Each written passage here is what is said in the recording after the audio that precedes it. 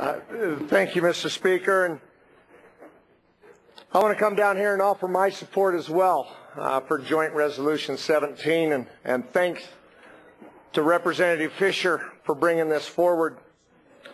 As you heard, agriculture is the second largest industry in this state this year. Nationally, we do that with about 1% of our population. Produce the food and the fiber, and not only food and fiber, which we've done for a number of years, now provide energy. Agriculture is now farming energy, whether it be wind energy, ethanol, biomass, a whole number of things that we're doing.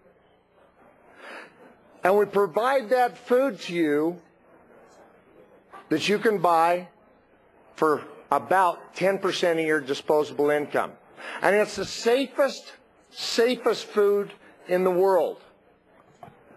We provide the safest, most abundant food for you, and we sometimes struggle with the food that's being imported because they don't have to meet the same standards that we meet when we grow our food.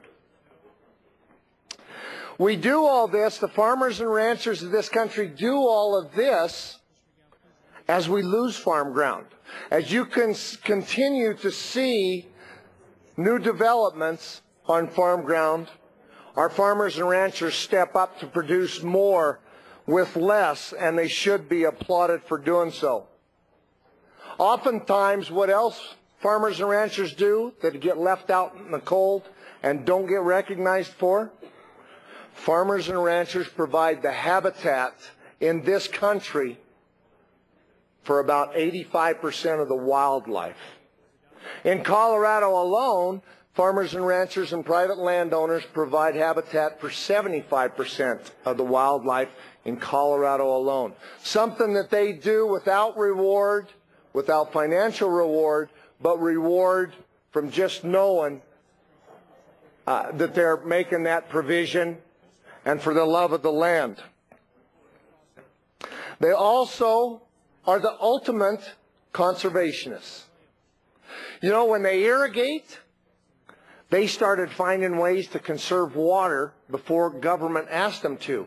They found ways to deliver that water to their crop more efficiently, and do so on a regular basis, always looking for ways to be more efficient with that water. As you heard, agriculture utilizes somewhere in the neighborhood of 80 to 85% of the water in the state of Colorado.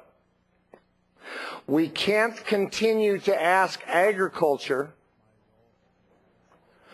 to produce more as we go to them and ask them to dry up their land, as we try and take the water from agriculture for urban uses.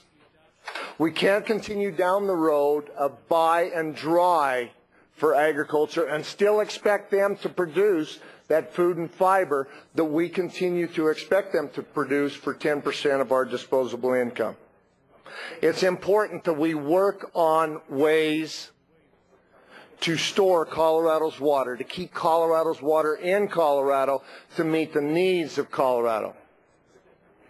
And in order to keep the viability of agriculture, that is an essential asset that we must protect.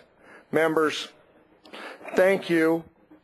Yesterday I put on your desk this little book from the Colorado Ag Water Alliance talking about what we do with water in Colorado and how agriculture deals with that. I would ask you for your support on Senate Joint Resolution 17 supporting agriculture in Colorado.